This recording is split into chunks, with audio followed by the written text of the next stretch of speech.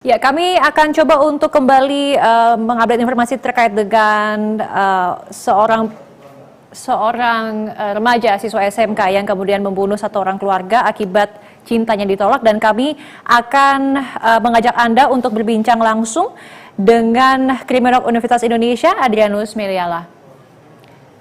Selamat siang, Pak Adrianus. Selamat siang, Mbak. Iya, Pak, tadi kan dalam tayangan sebelumnya kami sempat menginformasikan bahwa ada seorang anak SMK yang kemudian tega membunuh sebuah keluarga, ada ayah, ibu, kemudian ada 3 anak, termasuk salah satunya adalah diduga kekasih hatinya begitu, yang kemudian informasinya ataupun dugaannya cintanya ditolak. Anda melihatnya seperti apa? Kenapa bisa seorang anak usia 16 tahun ini bisa tega membunuh satu keluarga yang kemudian salah satunya ini adalah orang yang ia sukai atau ia sayangi begitu, Pak? Jadi pada remaja itu biasa ditemui situasi ketidakmatangan jiwa yang berupa ketidaktepatan, ketidakseimbangan dalam rangka pengambilan keputusan. Jadi jiwanya belum matang dan itu terlihat dalam rangka pengambil keputusan. Jadi kalau orang yang sudah matang jiwanya, artinya sudah memasuki arena dinamika, banyak hal yang dipertimbangkan, maka ketika mengambil keputusan juga tidak hanya berdasarkan pada 1-2 hal saja, tapi meramu semua pertimbangan tersebut untuk kemudian mengeluarkan satu keputusan yang terbaik. Nah, karena dalam hal ini belum matang, maka ketika dia marah, maka dia ikuti marahnya saja. Ketika dia tidak suka, dia ikuti emosi saja dalam rangka berbuat. Maka jadilah perbuatan yang dilandasi oleh emosi saja. Ya? Maka dengan berkata lain, jika ada anak muda yang misalnya mengambil tindakan yang berlebihan, tidak proporsional, luar biasa kejam, sadis, dan seterusnya seperti hal yang ditunjukkan pada kasus ini, itulah dia.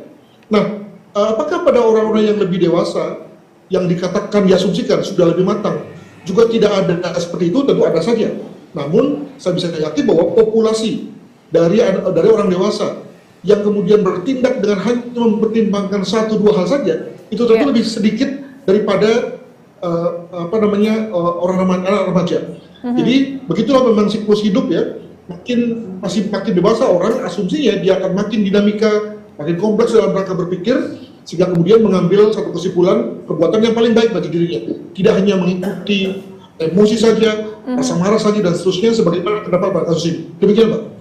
Oke, kalau anak itu memang belum matang dalam mengambil keputusan karena masih remaja, tapi kalau kita bisa bilang aksi yang ataupun perbuatan yang ia lakukan ini sangat keji begitu, Pak, sangat sadis ya, karena tidak hanya 1 tapi 5 orang yang ia bunuh. Lantas faktor apa kemudian yang membuat seorang ini bisa menjadi sesadis itu begitu setelah membunuh? Bahkan tadi menurut penjelasan dari pihak kepolisian, ia juga turut mencabuli ibu dan juga salah satu korban tewas lainnya begitu setelah dibunuh. Apa faktor yang melatar belakang hal ini, Pak?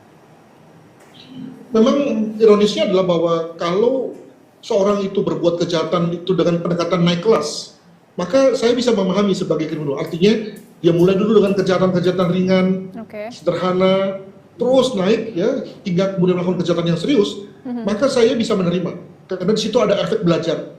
Tapi yang terjadi adalah bahwa orang yang belum pernah berbuat kejahatan sama sekali, bahkan pada usia semuda itu, tapi lalu langsung melakukan kejahatan yang boleh dibilang kelas universitas, kelas canggih, bahkan bukan hanya canggih, tapi juga kejam. Nah, maka dengan kata lain harus juga diakui bahwa pendekatan belajar dengan pendekatan kelas itu sekarang sudah makin ditinggalkan. Jadi dari sini banyak ditemui kasus-kasus di mana orang yang sebetulnya tidak memiliki criminal record apapun tiba-tiba langsung berbuat kejahatan. Nah, kenapa kira-kira ya, kembali pada pertanyaan Mbak, ada beberapa hal yang bisa ditengarai sebagai yang membuat orang lalu menjadi mature ya, matang betul dalam usia muda sehingga mampu berbuat kejahatan yang seperti itu.